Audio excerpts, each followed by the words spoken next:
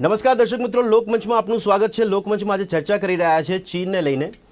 ચીન દ્વારા હવે ભારત સહિત વિશ્વના ઘણા દેશો પર જાસૂસી કાંડ કરતું હોય તેવા સમાચાર સામે આવી રહ્યા છે. બ્રિટનના એક અખબારના રિપોર્ટ પ્રમાણે ચીન દ્વારા ભારતની હજારોની સંખ્યામાં, એમાં પ્રધાનમંત્રીથી લઈને રાષ્ટ્રપતિ હોય, સોનિયા ગાંધી હોય, જજ હોય, પૂર્વ સેનાધ્યક્ષ હોય, કલાકારો હોય, ખેલાડીઓ હોય, આવા મોટા પ્રમાણમાં આ લોકોનું જે ડેટાબેઝ છે એ લીક કરી રહ્યું છે, ડેટાબેઝને હેક કરી રહ્યું છે અને જાસૂસી કરી રહ્યું છે. ચીનની કંપની દ્વારા આ પ્રકારનો રિપોર્ટ આપવામાં આવ્યો છે કે કંપની દ્વારા કામગીરી કરવામાં આવી રહી છે. તો એમાં બ્રિટન પણ બાકાત નથી. બ્રિટન પણ અત્યારે ચીનના નજરે પર છે કે ચીન જે છે એ સાયબર એટેક કરતું હોય, ડેટાબેઝ હેક કરતું હોય, ડેટાબેઝનો ઉપયોગ કરતું હોય, પણ એમાં અત્યારે બ્રિટન પણ બાકાત નથી. એ ચર્ચા કરી રહ્યા છે આ રિપોર્ટના આધારે કે ચીન દ્વારા સાયબર એટેક સમયાંતરે કરવામાં આવતા હોય છે. આપણે કેટલા સિક્યુરિટી પ્રોવાઈડ કરી શકીએ છીએ, તો આપણે કેટલા સિક્યોર રહી શકીએ છીએ, તેની પર ચર્ચા કરી રહ્યા છે. અને જાસૂસી કાંડ પાછળનો ઉદ્દેશ શું માનવો અને કઈ રીતે ટેકનિકલી આ પ્રકારની કામગીરી થતી હોય છે તેને સમજવાનો પ્રયત્ન કરી રહ્યા છે. મારી સાથે ચર્ચામાં જોડાયા છે સની વાઘેલા કે જેઓ એથિકલ હેકર છે, मनस्वी थापर के जो राजकीय विश्लेषक છે. આ બંનેનું સ્વાગત છે ચર્ચામાં. धन्यवाद. मनस्वी जी, सबसे पहले आपसे शुरुआत करना चाहूंगा कि ये इस तरह की जो बातें आती है, वैसे तो जून महीने तक तो ऐसा बताया जा रहा है रिपोर्ट में, इस रिपोर्ट की बात नहीं कर रहा हूँ, लेकिन साइबर अटैकिंग जो है चाइना की ओर से वो 40,000 बार हो चुका है, 40,000 बार हो चुका है. और अब ये रिपोर्ट ब्रिटेन का आ रहा है कि भाई चाइना जो है वो भारत में इतने सारे लोगों को डेटाबेस लीक कर रहा है, यानी हैक कर रहा है. क्या कहना चाहोगे इस जासूसी के पीछे की वजह क्या आपको लग रही है? देखिए, जासूसी करना कोई पहली बार की बात नहीं है. ये हमारे देश में चाइना की जो जासूसी है वो आज से नहीं चली आ रही, वो 1955 से चली आ रही है. पहले जब वो जासूसी करा करते थे तो साइबर अटैक की तरह तरीके से नहीं करते थे. उनके यहाँ पे दूत भेजा करते थे हमारे देश में, और जहाँ पे वो जो हमारे पार्लियामेंट की बातें हैं, जो लुटियंस की बातें हैं, जो देश की बातें हैं, वो अपने देश में जाके बताया करते थे, और उसके बाद अपने देश के जो अखबार हैं या मैगजीन्स है वहां पे लीक किया करते थे. तो उस समय में हमारे पार्लियामेंट में बहुत सारा डिस्कशन हुआ करता था कि हमारे देश की बातें, जो इंटरनल पार्लियामेंट की बातें होती थी, जो उस टाइम पे लाइव रिकॉर्डिंग भी नहीं होती थी, सिर्फ उसके लिखा जाता था. हाँ, तो बिल्कुल. वो सारी बातें जो हमारे देश के इंटरनल मुद्दों की बातें हैं वो कैसे लीक हो रही है. तो चाइना एक दुनिया का, अगर मैं भद्रेश भाई आपको एक बताऊं एक चीज, चाइना दुनिया का सबसे बड़ा जो लैंड ग्रैबर बोलते हैं, हाँ, बिल्कुल, वो है. उसने सिर्फ हमारे देश को परेशान करने की कोशिश नहीं की. चाइना के आजू बाजू इर्द गिर्द जो देश लगते हैं, जैसे यूनान की बात करें, हांगकांग की बात करें, हम लोग साउथ कोरिया की बात करें, तिब्बत की बात करें, मकाऊ की बात करें, उन्होंने अपने पूरा एशिया कवर किया हुआ है. जो सारे देश है, तजाकिस्तान की बात करें, उन सारे देशों को उन्होंने अपने अंदर लेने की कोशिश की, और कहीं हद तक वो इस कोशिश में एकदम सटीक रूप से आगे बढ़े हैं. अभी वो हमारे देश में 1962 के बाद, ये 1967 का वॉर हुआ, 1987 का वॉर हुआ, उसके बाद अब जाके वो 2020 में वो पैंगसोंग लेक जो है उसके आजू बाजू अब पहुंच चुके हैं. गलवान वैली में वो आगे बढ़ते जा रहे हैं. तो कहीं ना कहीं चाइनीज एग्रेशन जो है वो हमारे देश में कॉन्टिन्यूसली बढ़ता जा रहा है. चाइनीज एग्रेशन का, भद्रेश भाई को मैं आपको बताता हूँ, दो तरीके का चाइनीज एग्रेशन है जो हम 21वीं सदी में देखते हैं. नहीं, मनस्वी जी, एक मिनट पहले तो मैं आपसे ये जानना चाहता हूँ कि आपको वजह क्या लग रही है, क्योंकि भारत की बात नहीं है, ब्रिटेन की भी बात चल रही है, इसमें अभी की बात नहीं कर रहा हूँ. आपने जो बोला पूरा बहुत सालों से ये कर रहा है चाइना, लेकिन अभी एक नजदीकी इलाका आपको मिला होगा अमेरिका में, जो कार्रवाई करने की बात हुई थी राजदूत से. चाइना के लोग वहां पे काम कर रहे थे, उसकी बिल्डिंग खाली करवाने की बात हुई थी, फिर वहां से एक्शन लिया गया. तो ये भी सामने आया. तो हर एक कंट्री में इस तरह की उनकी जाल फैलाई हुई है. देखिए, चाइना का एक होता है डेड मनी. वो क्या करते हैं, जैसे फॉर एग्जांपल श्रीलंका में वो डेड इन्वेस्टमेंट करते हैं. उसके बाद उस इन्वेस्टमेंट के थ्रू वो इंफ्रास्ट्रक्चर क्रिएट करते हैं, और इंफ्रास्ट्रक्चर क्रिएट करने के बाद वो इतना बड़ा लोन अमाउंट क्रिएट कर देते हैं उस कंट्री के ऊपर, जो वो कंट्री आने वाले 100 सालों में भर नहीं सकती. और जब वो भर नहीं पाती तो वो पूरा एरिया जो होता है चाइना का टेरिटरी बन जाता है. और ये चाइना ऐसे बहुत सारे देशों में, साउथ एशियन देशों में, चाहे पाकिस्तान हो, चाहे अफगानिस्तान हो, चाहे श्रीलंका हो, चाहे म्यांमार हो, इन सारे देशों में चाइना ऐसा करता जा रहा है और लगातार कर रहा है. और यही अगर हम बात करें, जब तिब्बत की लड़ाई की जब हुई थी चाइना के साथ, उस समय में भी चाइना के लोगों ने यही तिब्बत को बताने की कोशिश की थी कि अगर हम लोग आएंगे आपके देश में इंफ्रास्ट्रक्चर बढ़ेगा, इन्वेस्टमेंट बढ़ेगी, नौकरियां बढ़ेंगी, आपका जो जीवन है वो अच्छे दिन आने वाले हैं अगर चाइना के साथ आप मिलेंगे. तो चाइना की ये जो मेंटालिटी है, लैंड ग्रैबर एक मेंटालिटी है उनकी, लैंड ग्रैबिंग की.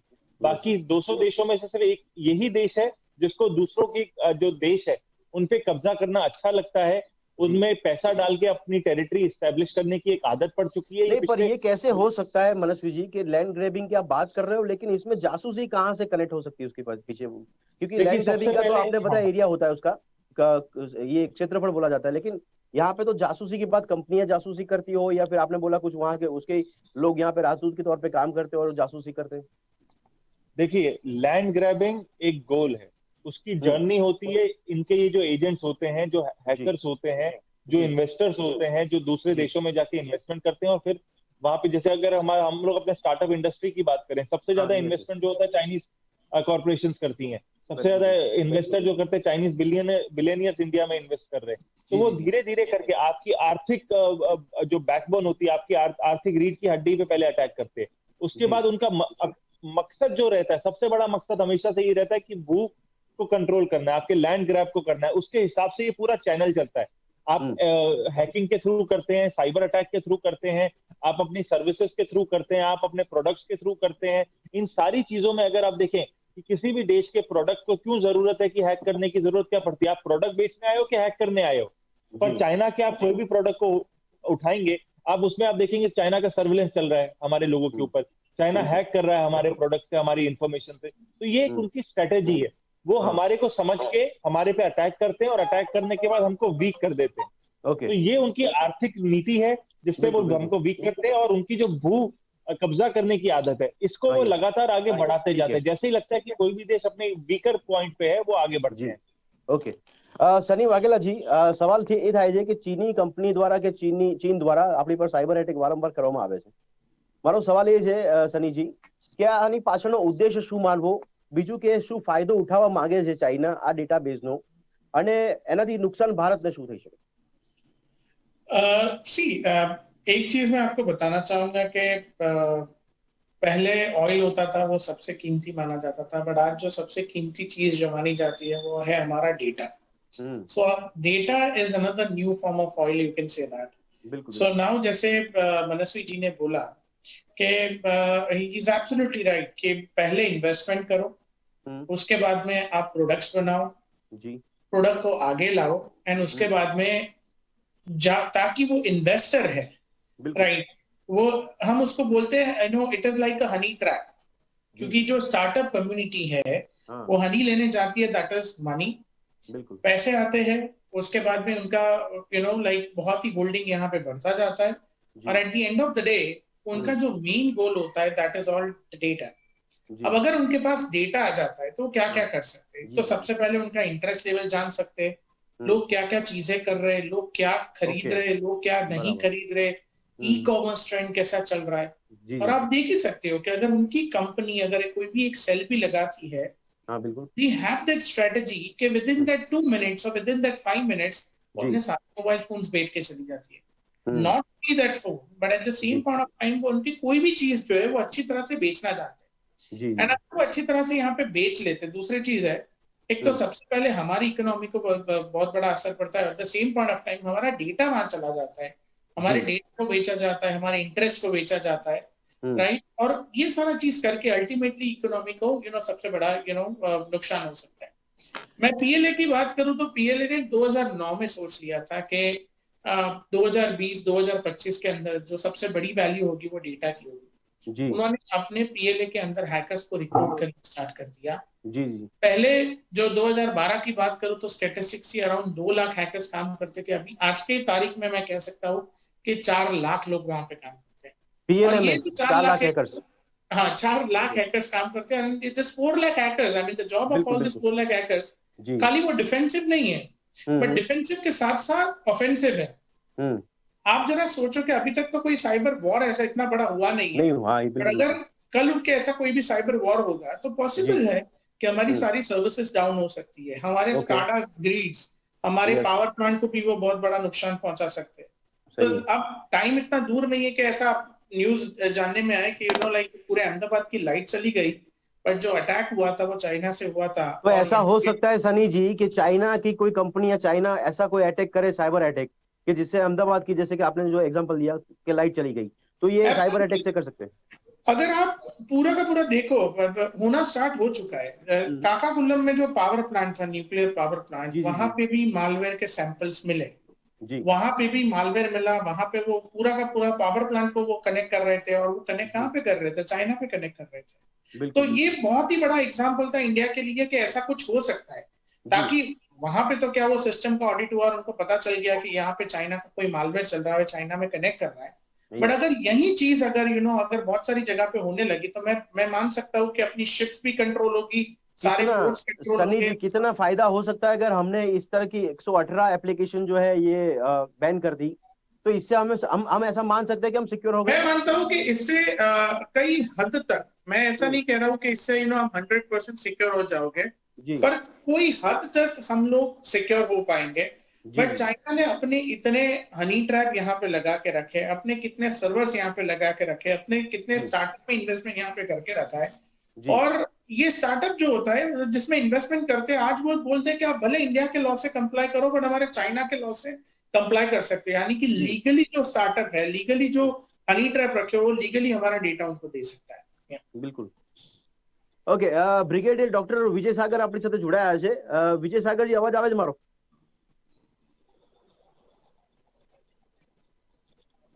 વિજય સાગરજી, અવાજ આવે છે? या आई कैन हियर यू, बोलिए जी बोलिए। जी, विजय सागर जी, सवाल ये है मेरा कि जो चाइना अभी ग्रैंड लैबिंग कर रहा है यहाँ पे, भारत की बात अगर करें तो भी जो लैंड ग्रैबिंग कर रहा है उसमें ये बड़ा हमारा वॉर रहेगा, कि इसके अलावा साइबर वॉर जो है वो ज्यादातर बड़ा मायना माना जाएगा इसके अंदर? पहली बात तो देखिए ये कि पहले जैसे एथिकल हैकर सनी आप ये वाघेला ने बात जो बताया। समझिए, हम्म, आप ये बात समझिए कि जो कुछ चाइना कर रहा है वो एक सोची समझी हम्म, प्लानिंग के मुताबिक कर रहा है। चाहे उसने साइबर जी वॉरफेयर की प्लानिंग करनी है, चाहे उसने लैंड बिल्कुल ग्रैबिंग की बात करनी है, उसके उसके 17 नेबर्स हैं, चाहे उसने साउथ चाइना में करना है, वो सब कुछ प्लानिंग से कर रहा है। जहां तक ये वाली जी पर्टिकुलर जासूसी की बात आप कर रहे हैं, मैं आपको बता दूं, there is a ministry of state security in China, उसके नीचे एक डिपार्टमेंट है UWFD डिपार्टमेंट। उनका हाँ बिल्कुल काम ही बिल्कुल। यही है। सबसे पहले जी उन्होंने क्या किया है, पिछले महीने में पाकिस्तान के साथ एक इंटेलिजेंस शेयरिंग का पैक्ट किया है। तो जो भी जी इंटेलिजेंस ISI इंडिया से करती है साइबर वॉरफेयर के ऊपर या दूसरी चीजों के ऊपर, वो सारी चाइना के साथ शेयर करेगी एंड वाइस वर्सा। उससे क्या जी होता जी है कि जो उनके पास जो डेटा बनेगा वो एक बहुत स्ट्रांग डेटा हो जाएगा। अब इंडिया में जी क्या हो रहा है, अभी हमारे टेक्निकल डिफेंस लैब्स वाले जो पैनलिस्ट बैठे हैं उन्होंने बताया है कि सर्वर्स हैं, स्नूपिंग है। मैं आपको बताता हूं, इंडिया का मिसाइल प्रोग्राम है, उसके अंदर ट्रोजन हॉर्स मिला है जो चाइना का है, कि पूरी की पूरी इंफॉर्मेशन चाइना पहुंच जाएगी। उसके अलावा एवरी चिप जो आप, हर कोई चिप आप यूज करते हैं, उन्होंने उसमें से जी बग लगाया होगा, तो किसी की हाँ बिल्कुल इंफॉर्मेशन उनके पास पहुंचती है। तो जी ये थी साइबर वॉरफेयर के लिए। अदरवाइज मिलिट्री वॉरफेयर के लिए, पहले मैं मिलिट्री फिर डिप्लोमेटिक और इकोनॉमिक और पॉलिटिकल के बारे में बताऊंगा आपको। मिलिट्री वॉरफेयर में अगर आपने नोटिस किया होगा पिछले एक महीने में, जो श्रीनगर ले हाईवे है वो सिविलियंस जी की एंट्री के लिए ब्लॉक कर दी गई है। वहां पे सही चाइना के कुछ रिपोर्टर्स, मीडिया वाले या even otherwise civil activist, Lutyens Delhi वाले, leftist, they can always go and collect जी जी इंटेलिजेंस इंडियन आर्मी के बारे में, उनके उनके ऊपर दबाव डाल बिल्कुल सकते बिल्कुल हैं और आर्टिकल्स लिख सकते जी हैं, एक माहौल क्रिएट करेंगे जो एंटी इंडिया और प्रो चाइना होगा। उसके लिए चाइना ने जी पहले से ही तैयारी शुरू कर दी थी। ये जो इन्होंने टेक्निकल हम्म, वाला एक एस्पेक्ट बताया है, 72 जी बिलियन डॉलर्स का जो ट्रेड है, इट इज मोस्टली हाँ technical stuff that economics. Okay उसके अलावा they would have put their own people in political establishment. ये जो जी जी 2008 का जो एग्रीमेंट हुआ है चाइनीज कम्युनिस्ट पार्टी का अलॉन्ग विद हाँ कांग्रेस पार्टी, जिसमें Sonia Gandhi, Rahul Gandhi were the state guest in Chinese Beijing Olympics, वो क्या हाँ था? यस। वो यही था, पॉलिटिकल एस्टैब्लिशमेंट को सबवर्ट करने का। तो अदरवाइज मनमोहन सिंह जैसा, विजय सागर जी सुनिए सुनिए, 2014, मनमोहन नहीं जैसा, विजय सागर जी, मनमोहन सिंह, सुनिए, मनमोहन सिंह जैसा एक इंपॉर्टेंट इकोनॉमिस्ट, वो कभी हो सकता है कि India will be on the loser side by way of $60 billion of trade? This तो कैन नॉट अभी बी जो पॉसिबल। 2014 के देयर बाद हमारा आर, ट्रेड बढ़ा है, नहीं हमारी हाँ ट्रेड जी, डेफिसिटी जो अभी 2014 के बाद बढ़ी, उसमें भी मौजूदा गवर्नमेंट भी उनका भी रोल है ना? वो देखिए, मोदी गवर्नमेंट जब आई थी तो मोदी का पहला ये जो एफर्ट था वो चाइना से दोस्ती बनाने का था। चेन्नई हुआ, अहमदाबाद हुआ, जी हांगकांग हुआ, हम्म, हुआ, lot of things happened, but then that didn't work. जी वो मोदी गवर्नमेंट को समझ में आ गया कि हम्म, चाइना कभी भी दोस्ती नहीं हो सकता। आज की डेट में चाइना इज योर एनिमी जी नंबर 1।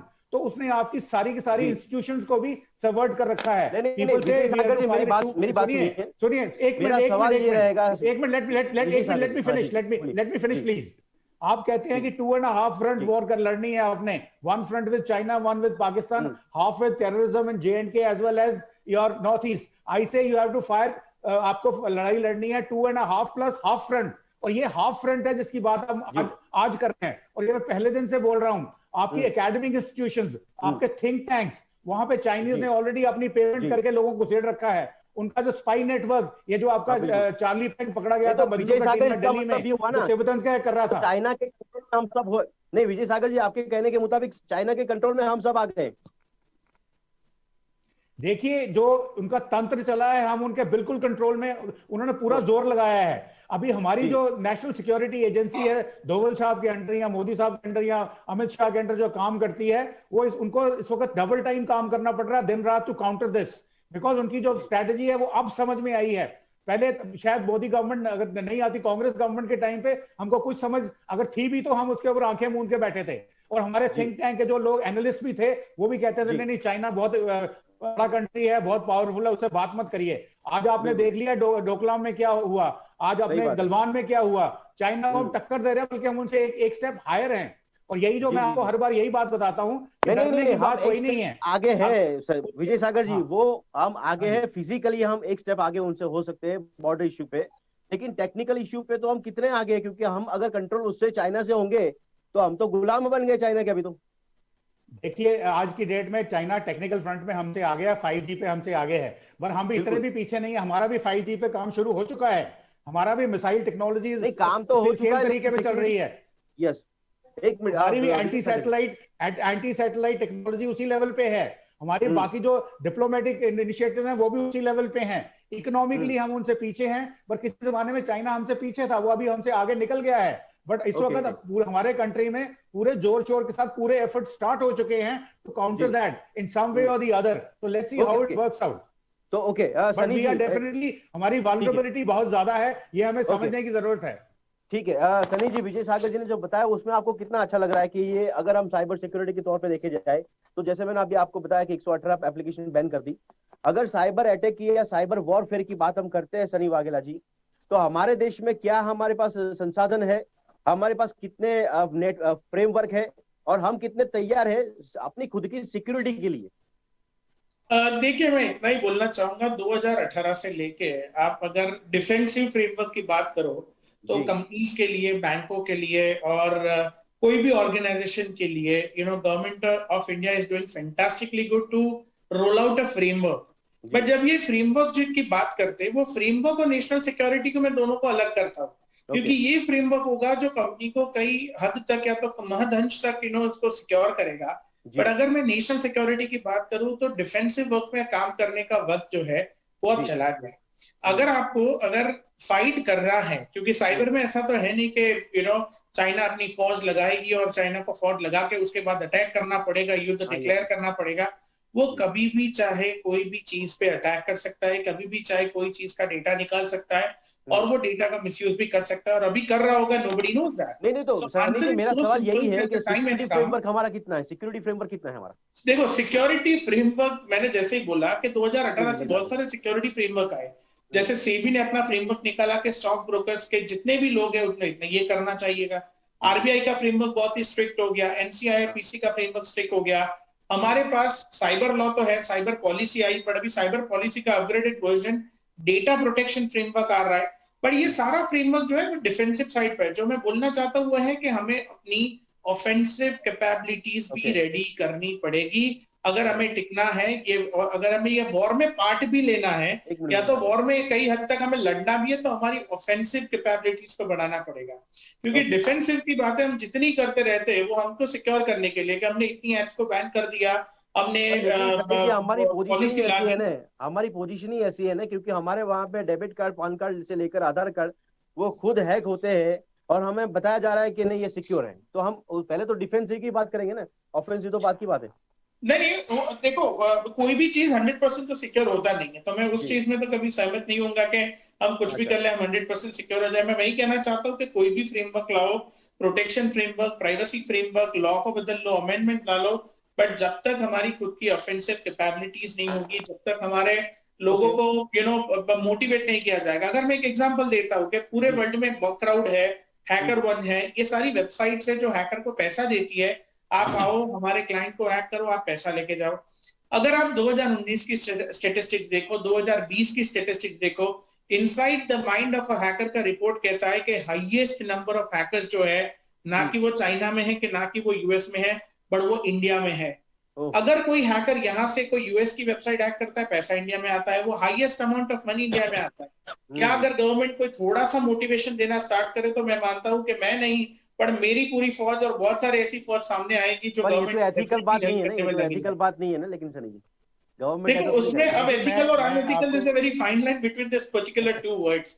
सो गवर्नमेंट ने उसके लिए भी अभी बहुत 2020 में निकाला है ना, 11 एजेंसी को परमिशन दी है कि अगर ये 11 एजेंसी को अगर लॉफुल पेनिट्रेशन या तो अगर ये करना होगा in the interest of national security, that is actually not a crime.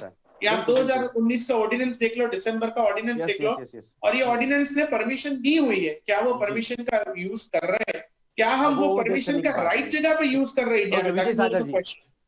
Okay, मैं आपकी एक वघेला जी की एक स्टेटमेंट उन्होंने बोली थी कि नेशनल सिक्योरिटी और इसको अलग करिए, तो बाद में जो उन्होंने बोला वो उसके बिल्कुल उल्टा बोला आपने। I would must tell you, जब एक लड़ाई लड़नी है, नेशनल सिक्योरिटी की बात करती हैं, it is not the military which fights, it is not the only military. हर किसी ने लड़ना है, cyber warfare, information warfare, economic warfare, diplomatic warfare, political warfare, what have you, military warfare. तो ये सारी जो डेमी एनालिसिस होता है, defence, economy, military, everything is combined. तो nation fights the war as a whole. तो ये जो साइबर वॉरफेयर है, दिस हैज टू बी डवटेल्ड। उन्होंने बिल्कुल सही बोला है कि हम अभी तक सिर्फ डिफेंसिव मेजर्स में लगे हुए हैं, ऑफेंसिव में नहीं गए। मैंने आपको एग्जांपल दिया है कि मेरा missile program was hacked by a Trojan horse. अभी आप जितने भी चिप्स यूज करते हैं, इसमें चाइना के पास बग है, मगर इसलिए जो भी आपने ऑफेंसिव कैपेबिलिटी रखनी है, अगर चाइना आपके ऊपर ये कर रहा है, तो आपने भी अपने मेजर्स बनाने हैं, प्रोविजंस बनाने हैं कि आप भी चाइनीज टेरिटरी के अंदर घुस करके। ठीक है विजय सागर जी, समय साइबर वॉरफेयर की जहां तक बात है, देखिए इन्होंने बोला बिजली चली जाएगी, सेवी चला जाएगा। मनस्वी जी, विजय सागर जी जो बता रहे हैं, डिप्लोमेसी की बात हो, नेशन सिक्योरिटी की बात हो, फिर ये सैनिकों की बात हो, या फिर ये साइबर वॉरफेयर की बात हो, मनस्वी जी क्या लग रहा है कि 2014 के पहले जो सरकारें थी उन लोगों ने इतना ध्यान नहीं दिया है, और अब हम ध्यान दे रहे हैं कि हमें स्ट्रेटेजी समझ में आ रही है चाइना की? क्या लग रहा है आप इसके साथ सहमत हो? नहीं, देखिए, देश की कोई भी सरकार जो होती है वो देश की सरकार होती है। किसी भी सरकार का ध्यान ऐसा नहीं होता कि वो वीक सरकार होती है, वो देश की सरकार होती है, पार्लियामेंट ऑफ इंडिया को रिप्रेजेंट करती है। और हमने 1962 के बाद 1967 में चाइना को इंडो सीनो वॉर जो 2 हुआ था उसमें मुंह तोड़ जवाब दिया था। और पहली जो वॉर हुई थी 1962 की चाइना के साथ में, उसमें लगातार जब एक महीने का अक्टूबर से लेकर नवंबर के बीच में जब लड़ाई चल रही थी 1962 में, उसके बीच में पार्लियामेंट सेशन हेल्ड किया जा रहा था। और उस समय के प्राइम मिनिस्टर जो थे जवाहरलाल नेहरू को क्वेश्चन किया जा रहा था कि हमारे सेना बल कैसा है, हमारी ताकत कैसी है, हम क्या चाइना के सामने लड़ सकते हैं कि नहीं लड़ सकते। तो एक डेमोक्रेसी में, एक लोकतंत्र में ये बहुत जरूरी होता है, और उस समय में हमने किया था। और उसके बाद 1987 की वॉर में भी हमने मुंह तोड़ जवाब दिया चाइना को। 1962 के बाद जब भी हमारी जंग की कोई भी बात हुई है चाइना के सामने, हमने मुंह तोड़ जवाब दिया है। और अगर आज हम कहें कि 2020 में या 2014 के बाद ही हमारा सेना बल बढ़ा है या हमारा कोई भी देश का बल बढ़ा है, तो हम अपने ही पूर्वजों को क्वेश्चन करते हैं जिन्होंने उस समय में हमारे देश को आगे बढ़ाया है, चलाया है, या सर्व भी किया है आर्मी में, नेवी में, कहीं पे भी।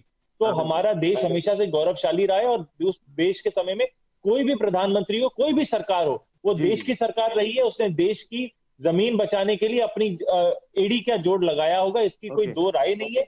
अब आने वाले समय में मैं 2040 में जाके बोलूं कि 2020 में गलतियां थी, तो गलत है, क्योंकि हर समय में हर प्रधानमंत्री, हर व्यक्ति अपने देश के लिए ही काम करता है। तो अपने पूर्वजों को इस समय में क्वेश्चन करना बहुत ही गलत है, अगर कभी भी किया जाता है तो। ओके, ठीक है, समय थोड़ा यहाँ पे कम पड़ रहा है, लेकिन दर्शक मित्रों चर्चा જે મૂળ કરી હતા કે ચીન દ્વારા જે જાસૂસી કાંડ કરવામાં આવી રહ્યું છે, આ એક નવી બાબત નથી।